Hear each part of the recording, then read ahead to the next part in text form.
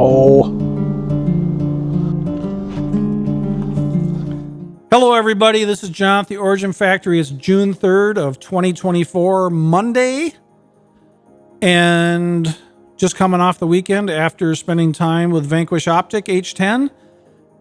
And I wanted to do a little feedback about our experience with it so far. But before we get to all that, little channel business here. Month of May was wonderful for us as far as growth, views, interactions, subscribers, all that stuff. Thank you very much for all that. It really helps.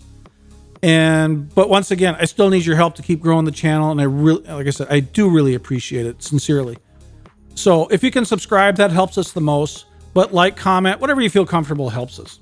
So anyways, back to Optic H10.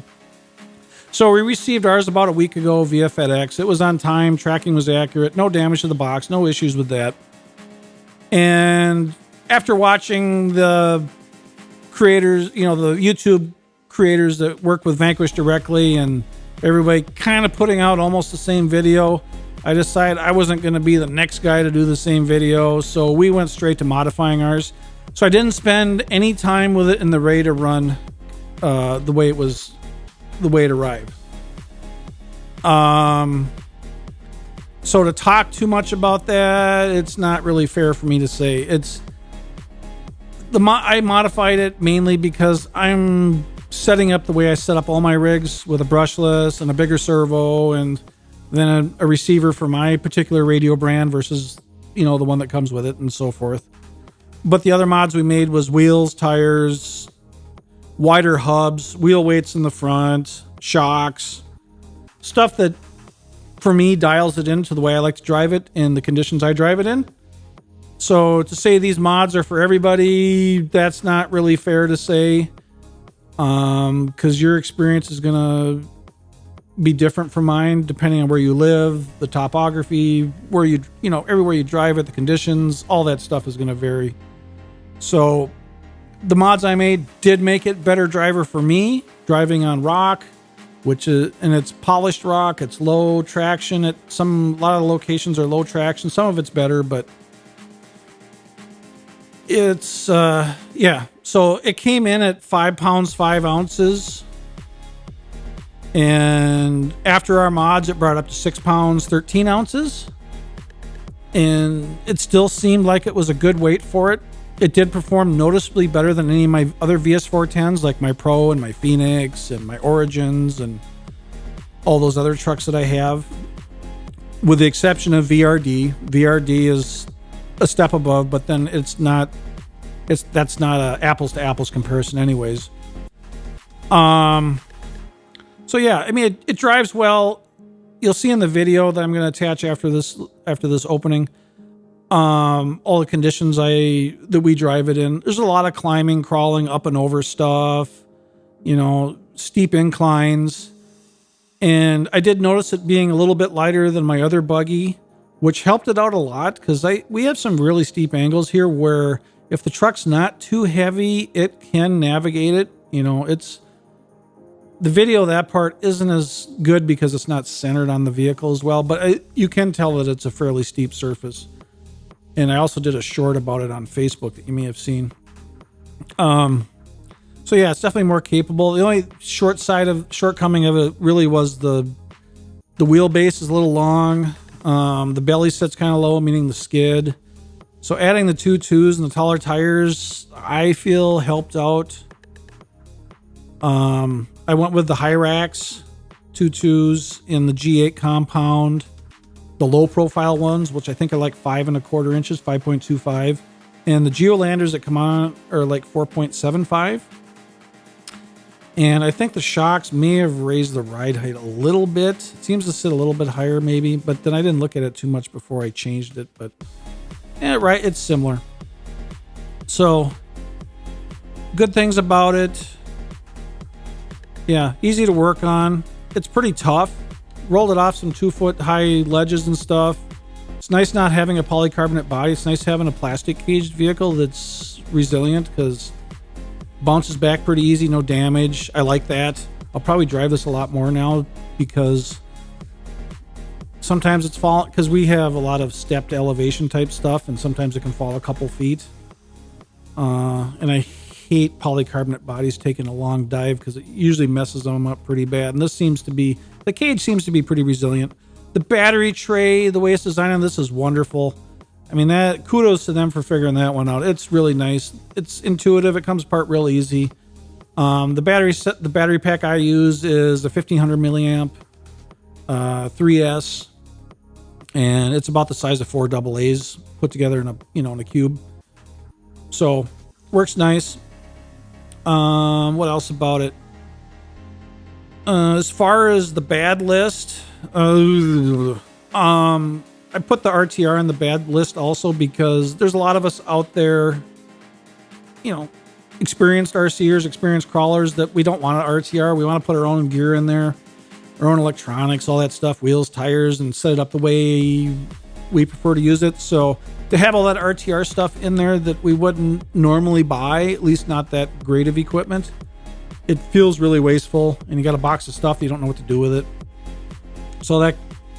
So maybe they will offer a kit at some point, or a slider, something like that, which would be nice. The shocks, the Vanquish SE8s, I've never had luck with them. Always have them leak. My VRD has them on them still, and they're all soaking wet. I think the VRD is the only one I have that still has them on there. I pulled them off of everything else. But on this one, I upgraded to the Pricey shocks from Steve Pricey in Australia. I really like his product. They work really well. They're not terribly expensive.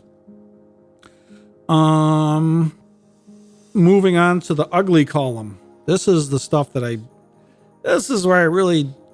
this is stuff I hope Vanquish addresses at some point, because I have noticed that I'm not the only one that's talking about this and having issues with this. So Vanquish, I hope you do something to make it better. I don't know what you're willing to do, but I hope you do something about it, because it does seem to be fairly common, and I'm hearing it repeatedly, so much that a lot of people now are just upgrading these parts without even driving them. So what I'm talking about is the diffs. The diffs are made out of sintered metal or powdered metal or whatever you want to call them. They call them sintered gears. It is a common manufacturing process for making gears. Cordless power tools and stuff use sintered metal all the time. So it's not like it's some bizarre technology to make something cheaper. It is common, but their previous gears were not sintered, and they work. I've never blown a diff on a Vanquish before. And I'm driving it in the same scenario, same situations that I do all my other vehicles. Same location, same sun shining day, and the same rocks and the same challenges. And I've never had hard parts like that break on a Vanquish and then have it totally disabled. To blow a diff, you're done. Day's over. It's one thing you lose a screw or something like that, or you got to tighten something back on, linkage came out, or that happens just from use. And yes, when I did blow the diff, it wasn't a situation that's where you do blow diffs. It was in a V-notch, and I was straddling it, and the truck fell into it, and it was kind of kittywampus, and the front wheels were locked up. But I've powered out of these situations many times before with my other Vanquish rigs. And I got that horrible sound that it makes when you lose a gear, and it just shrieked. I'm like, well, that sucks. And it wasn't totally done at that point. So I'm like, well, we'll just keep driving it. We don't want to go home yet. And it's one of those situations, once it starts, it doesn't get better. So we drove it a little while longer until it was just unusable. But this was all within less than, between an hour and 2 hours of total runtime since putting it together. So to me, that's inexcusable. It shouldn't be that fragile for the environment these are expected to be used in. And also considering I've never had this experience with all the other Vanquish products I had or still have, I hope it gets dealt with. And my local hobby shop surprisingly did have the parts, and they were Vanquish ones, so I was able to buy them and rebuilt the front and the rear diffs. And the other part that was really hard to swallow was it was $123 on top of the $499 to buy it. You know, granted, all the other modifications aren't necessary for it to perform, aren't necessary for you to have a good time with it. The diffs, but the diffs, yeah, it just doesn't set with me well. So, if anything, if you buy one of these, and if Vanquish hasn't, or if Vanquish is still putting the center gears in it, I would highly recommend upgrading to their other gears, which are the ones they were using forever up until recently. Because that's the one that really sucks. You know, you just hear some screeching noise, diff starts slipping, now you can't drive it. Other guys, local guys in our area, same problem, same amount of time, less than 2 hours, not even the first battery pack. So unfortunately, it sounds common. I hope it's common enough that Vanquish deals with it, I guess is my only point on that. But anyways, I'm going to attach some video here of all the challenges we have in our park and what I typically run it on. Let me know in the comments if you guys have had any of these problems with yours, because I'm curious, you know, how common it really is. So anyways, watch the vid, and we'll be back to you in a few minutes.